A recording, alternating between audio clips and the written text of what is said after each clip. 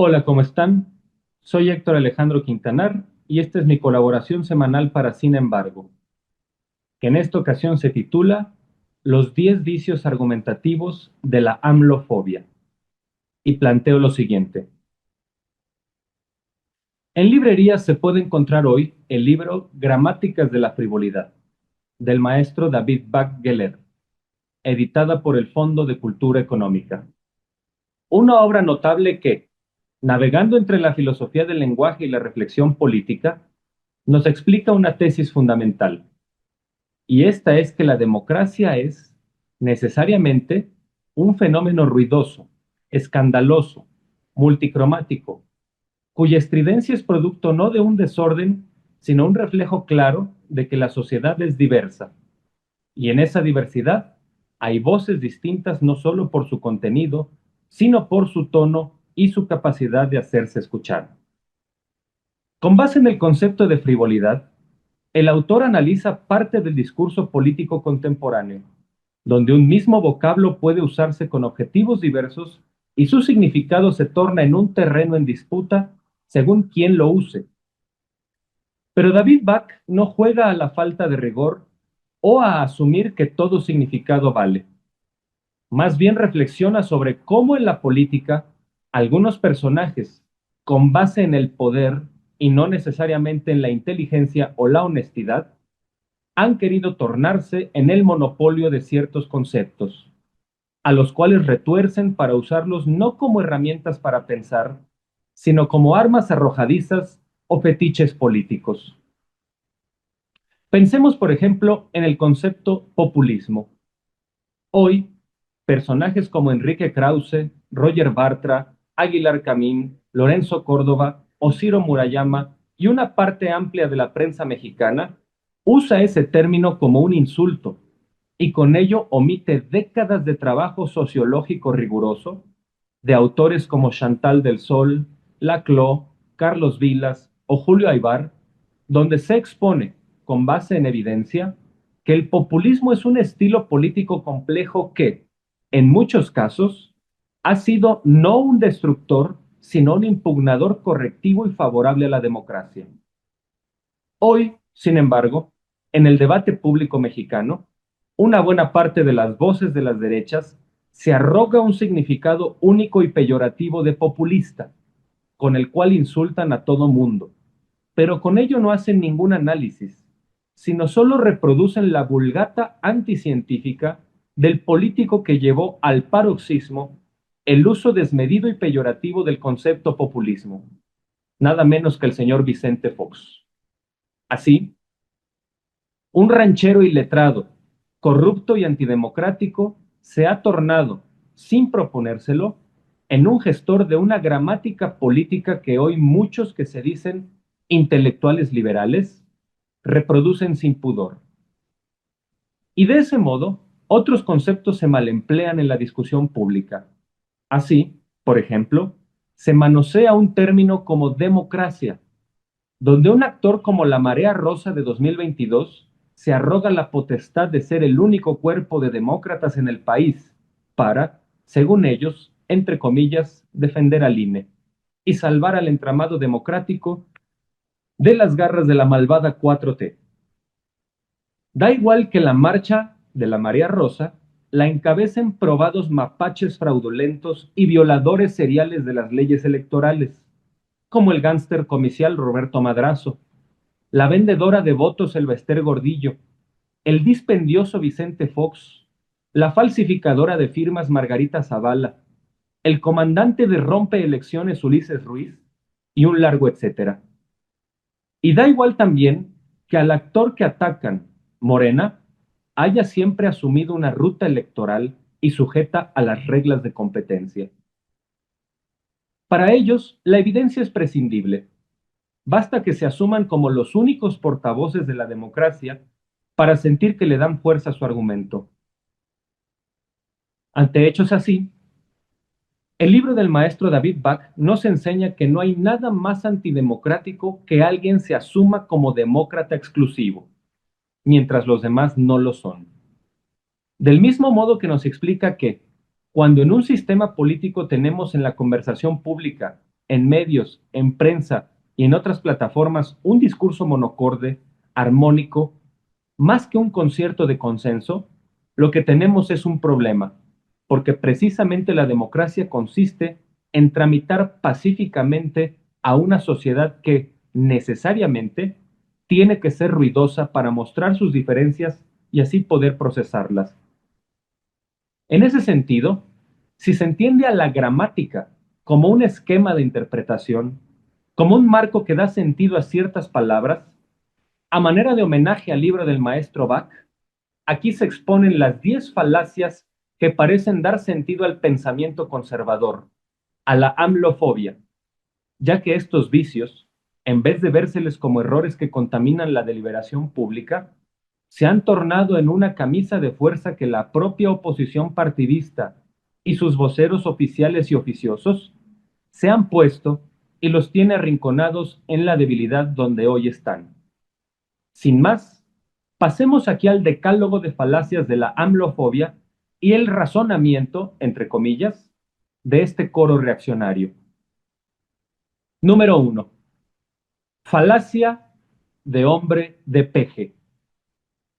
Consiste en tomar una parte de algún discurso de López Obrador o Claudia Sheinbaum y distorsionarlo, sobredimensionarlo o tergiversarlo hasta el absurdo, y luego pelearse a lo tonto con ese absurdo para provocar miedos infundados. Ejemplo concreto. Si López Obrador dice hay que someter a los gobernantes a revocación de mandato a mitad de su sexenio, lo que los falaces entienden es López Obrador quiere reelegirse y ser dictador. Y hay casos concretos de este absurdo. Salvador Abascal Carranza y Enrique Krause excretaron esta tontería en 2006 y en 2019, respectivamente, sin que ninguna de sus pesadillas de hombres de paja, por supuesto, se cumpliera. Número 2. Falacia ad populistum. Consiste en emplear el término populismo de forma anticientífica, al usarlo no como categoría, sino como insulto contra todo lo que no se entiende, que es casi todo. Esta vulgata, así, confunde populismo con demagogia, socialismo y lo que se acumule.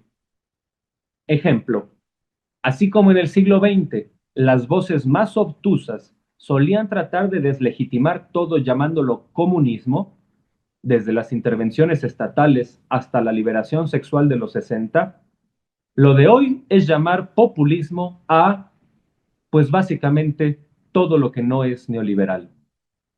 Número 3. Falacia de reductio ad macuspanem.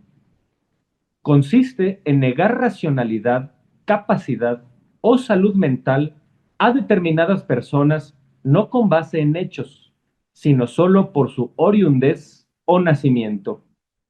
Es una forma de racismo que no difiere mucho de los trompistas supremacistas o los antisemitas. Ejemplos: Ramón Cota Mesa o el poetastro foxista Aurelio Aciaín, acusando a la, entre comillas, genealogía de López Obrador como responsable de sus presuntos errores como gobernante. El canon de esta falacia es el texto El Mesías Tropical de Enrique Krause, donde se alude a que la gente del sur es destemplada por naturaleza y por ende se sobreentiende que la gente del trópico no debería gobernar. Número 4. Falacia de autoridad. Consiste en suplir los argumentos fácticos, los razonamientos lógicos o las aseveraciones documentadas por las opiniones de alguna vaca sagrada de las derechas, aunque tales estén basadas en gorjeos que se extrajeron de algún sueño o prejuicio. Ejemplo, en 2020, Roger Bartra publicó un libro cuya primera mitad está dedicada a insinuar que en 2018 López Obrador ganó la presidencia gracias a un fraude o intervención de gobernadores del PRI. ¿Qué dato o indicio ofreció para tal acerto? Ni uno. Pero basta que Bartra diga eso para que otros crean tal disparate. Número 5. Argumento ad panauseam. Consiste en repetir de manera neurótica acusaciones deliberadamente falsas que la propaganda calderonista hizo contra López Obrador en 2006, a pesar de que hayan sido desmentidas desde hace años. Ejemplo, López Obrador nunca quemó pozos petroleros en los años 90, y eso ha sido desmentido numerosas veces.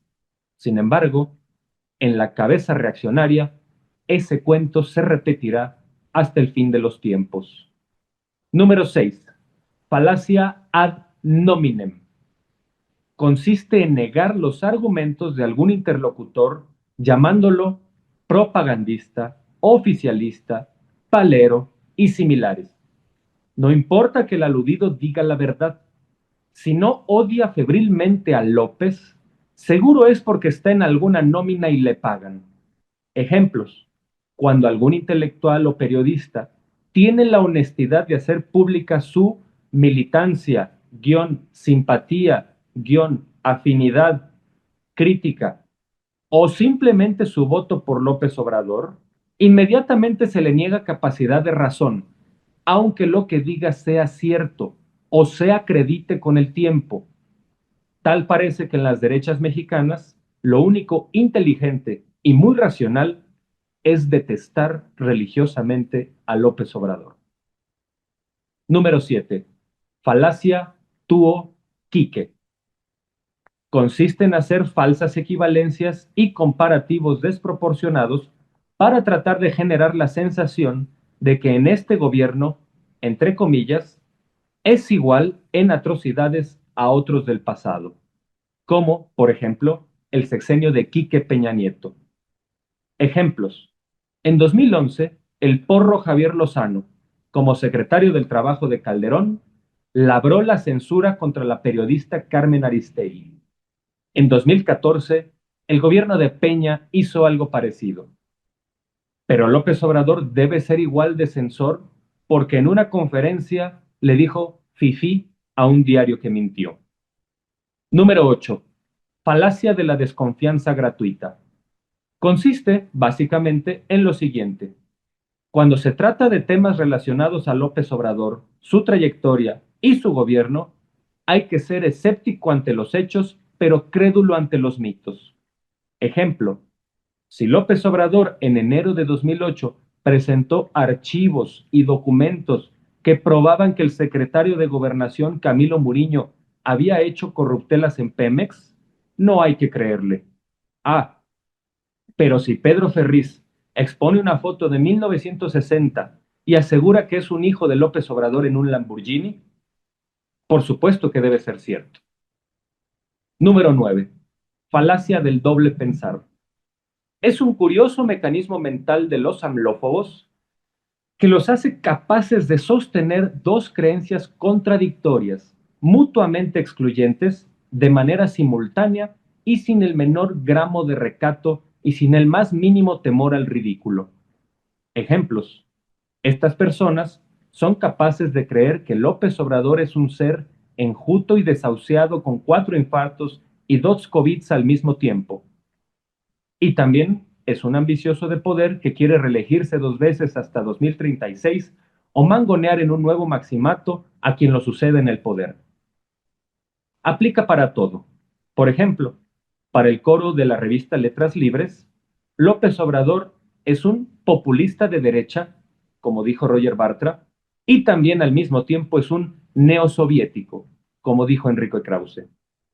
López Obrador debe ser el único gobernante del mundo que es al mismo tiempo militarista narco, comunista de derecha y dictador débil, y Claudia Sheinbaum debe ser la única presidenta sumisa autoritaria que da golpes en la mesa pero se subyuga a un macuspano que, pese a ser un omnipotente gestor de un nuevo maximato, también está escondido en su rancho muerto de miedo.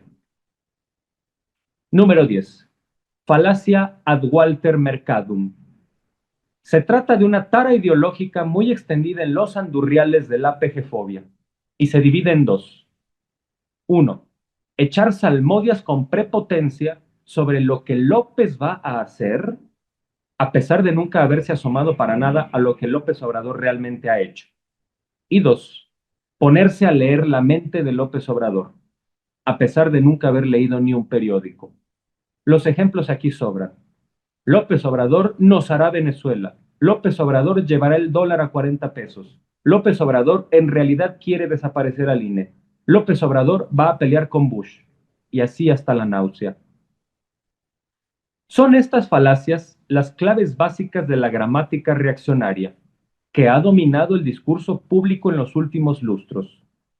El libro del maestro David Bach nos ayuda a entender que, en tiempos de democracia, estas falacias ya no son mantras poderosos que dirigen la vida pública, sino arengas necias que pueden repetirse obsesivamente en medios, en un ejercicio de doble libertad, la de los emisores para exhibirse y la de los demás para reírnos. Muchas gracias.